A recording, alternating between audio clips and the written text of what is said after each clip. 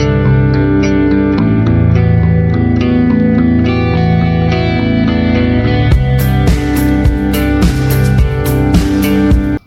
berjumpa lagi kita di channel Cikgunya AC.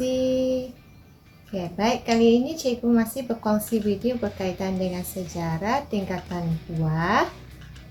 Tajuknya bab 4, agama, kepercayaan dan keunikan warisan masyarakat kerajaan alam Melayu. Jadi dalam ni ada 2 tajuk kecil. Jadi untuk video kali ini cikgu akan kongsi mengenai bab 4.1 agama dan kepercayaan.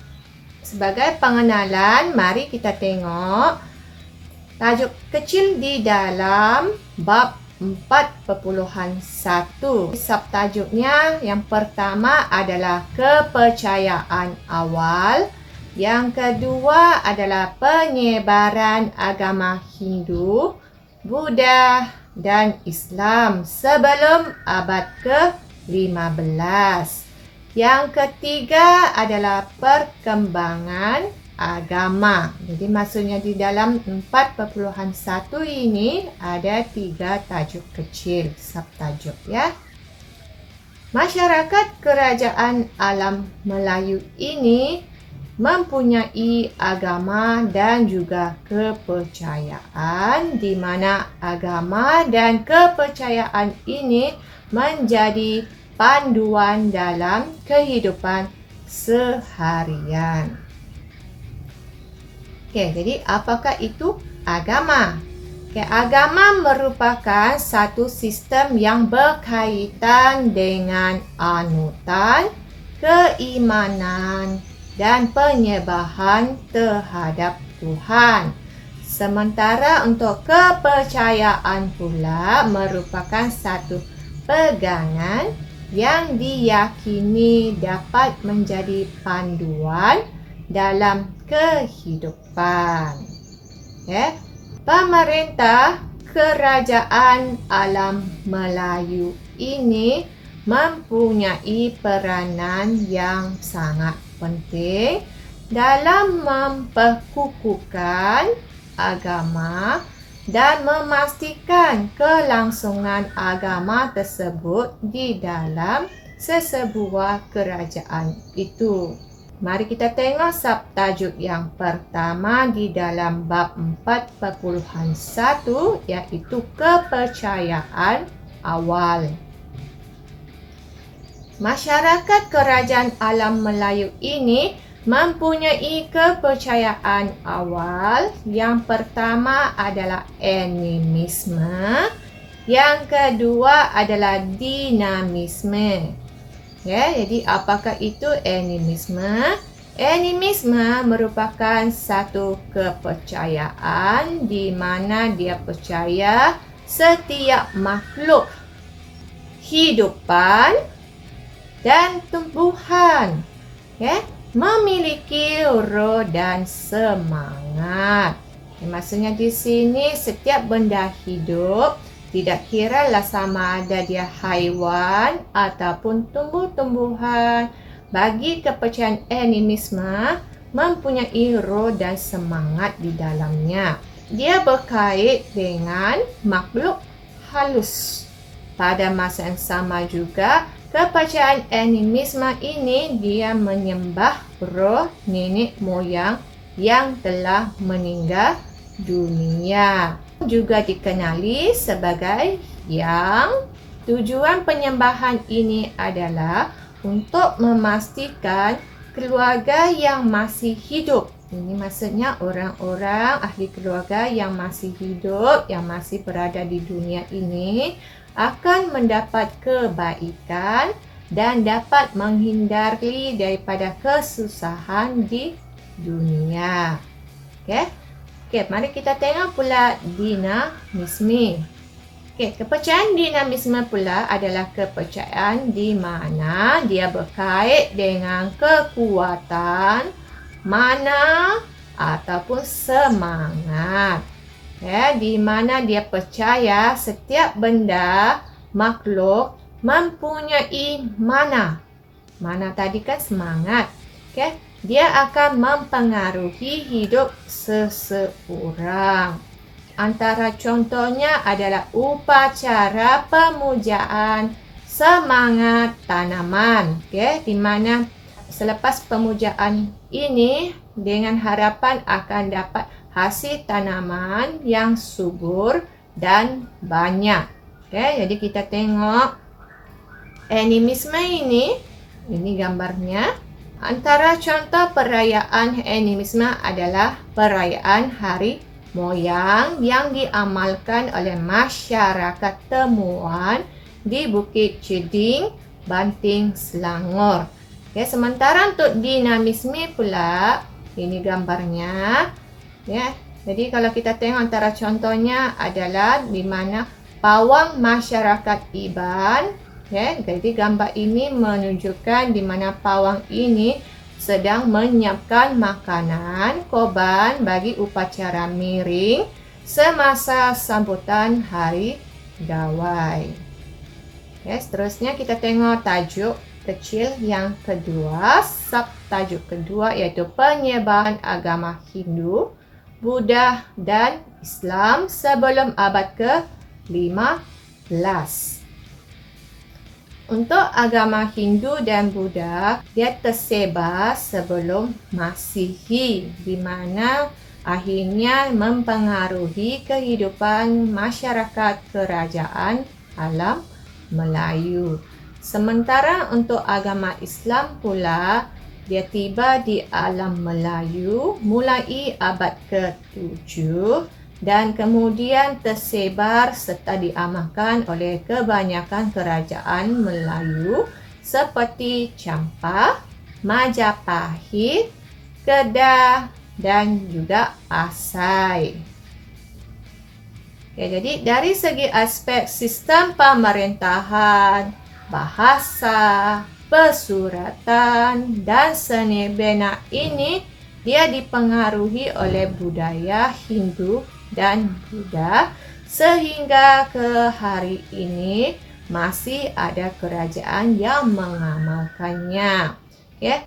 Pada masa yang sama, selepas tersebarnya agama Islam secara meluas, akhirnya aspek sistem pemerintahan, bahasa, pesuratan dan seni bina ini disesuaikan dengan agama Islam. Jadi kalau kita tengok agama Hindu, agama Buddha, agama Islam ini disebarkan melalui peranan mubalik, kemudian peranan pemerintah, dan satu lagi adalah perkembangan perdagangan antara bangsa. Seperti yang sudah kita tengok di dalam bab 1 sebelum ini. Ini adalah pertanyaan. Kerajaan alam Melayu ini terletak di sini. Ada 7 buah kerajaan. Penyebaran agama Hindu ada anak panah yang berwarna biru. Dia bermula dari India dan kemudian dia tersebar ke kerajaan alam Melayu. Begitu juga untuk agama Buddha, anak panah yang berwarna merah, di mana kalau kita tengok dia pun bermula dari India dan disebarkan ke kerajaan alam Melayu.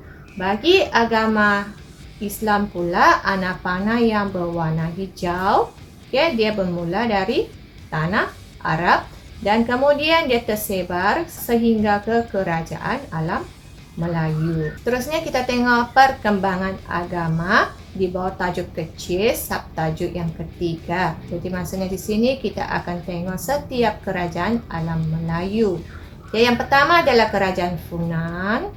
Untuk kerajaan Funan dia ada agama Hindu dan Buddha, di mana agama Hindu dan Buddha ini sudah tersebar sejak abad pertama. Jadi antara Raja Funan yang memainkan peranan yang sangat besar adalah Fan Shiman, di mana di bawah pemerintahan Fan Shiman, agama Buddha mengalami perkembangan yang sangat besar. Jadi Antara buktinya adalah Candi Buddha, iaitu Candi Gochaiti. Jadi kalau kita tengok, ini adalah tapak Candi Gochaiti. Seterusnya kita tengok Kerajaan Champa. Untuk Kerajaan Champa, agama Hindu telah tersebar sejak abad ke-4 di bawah pemerintahan Bradrawarman. Jadi buktinya adalah dengan adanya candi di lembah Mison yang juga dikenali sebagai Siwa Bhadrashwara dan juga Candi Ponagar. Kemudian untuk agama Buddha pula, buktinya adalah Candi Dongduon.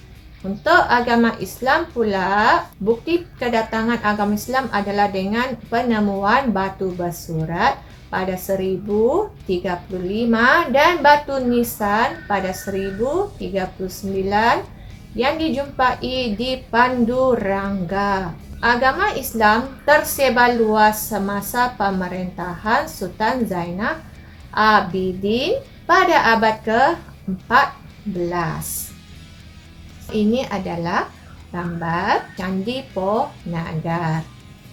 Untuk Kerajaan Angkor pula, agama Hindu merupakan anutan utama sejak diasaskan. Kegemilangannya semasa pemerintahan Suryawarman II. Jadi buktinya adalah candi Hindu yang termasyhur, iaitu Angkor Wat. Bagi agama Buddha pula, untuk Kerajaan Angkor, agama Buddha menjadi agama utama semasa pemerintahan Jayawarman VII, iaitu pada abad ke-12. Seterusnya ini adalah Angkor Wat. Bagi Kerajaan Sriwijaya, Kerajaan Sriwijaya ini mengamalkan agama Buddha. Mula tersebar di Kerajaan Sriwijaya sejak abad ke-7, di mana buktinya adalah pendeta Buddha, iaitu Aishin dari China pernah ke Sriwijaya bagi tujuan untuk mempelajari bahasa Sanskrit, terusnya menterjemahkan kitab-kitab agama Buddha. Jadi buktinya adalah Candi Muara Jambi dan Candi Bahal serta Candi Muara Takus. Ini adalah Candi Muara Jambi.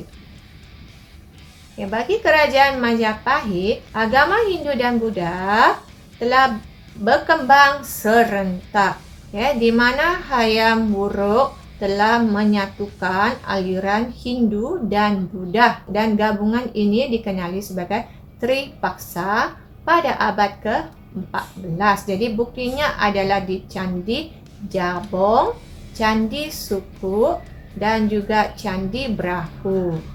Bagi agama Islam Kerajaan Majapahit, kedatangan agama Islam ini sejak abad ke-14. Jadi buktinya adalah Wuping, pegawai kerajaan Ming yang beragama Islam ini telah dilantik sebagai wakil tetap di Majapahit.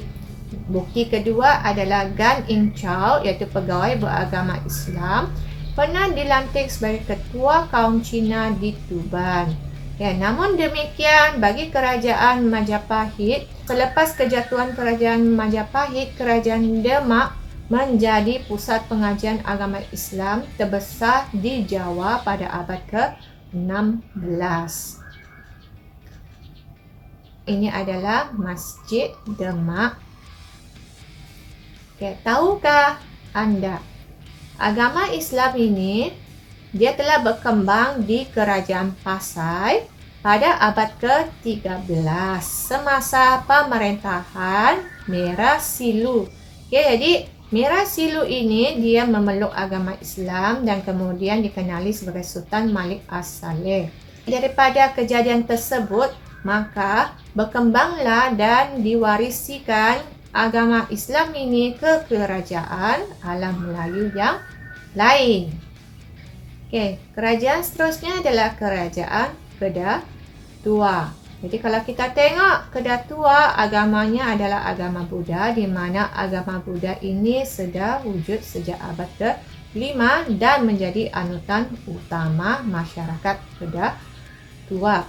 Kemudian agama Hindu ni mula tersebar selepas agama Buddha. Seterusnya kita tengok kedatangan agama Islam ke Kedah Tua. Untuk agama Islam, dia telah mula tersebar pada abad ke-12 semasa pemerintah Kedah ke-9 iaitu Maharaja Derbar Raja II yang memeluk agama Islam pada 1136. Seterusnya, bagi kerajaan Ganggang Nagara pula, agama Buddha telah berkembang dengan penemuan arca-arca Buddha di Lembah Kinta. Selain daripada arca-arca Buddha, terdapat juga patung Buddha iaitu Avalokitesvara yang dijumpai di Bidor. Arca-arca dan patung-patung ini dijumpai bertarikh pada abad ke-6 hingga ke-9 Masihi. Jadi sebagai rumusan, pengaruh agama Hindu, Buddha, Islam dapat dilihat dalam kerajaan alam Melayu. Maksudnya sini ada bukti-bukti penemuan di mana adanya agama Hindu, agama Buddha dan agama Islam diamalkan oleh masyarakat kerajaan alam Melayu. Jadi kerajaan Funan dan kerajaan Sriwijaya merupakan antara dua buah kerajaan yang telah berakhir sebelum datangnya agama Islam. Jadi apabila Islam datang ke kerajaan alam Melayu dan tersebar luas, kedua-dua buah kerajaan ini tidak wujud lagi. Jadi saya rasa itu saja perkongsian video pada kali ini. Jadi semoga video ini akan memberikan manfaat pada anda dan jangan lupa share dengan rakan-rakan anda. Bye.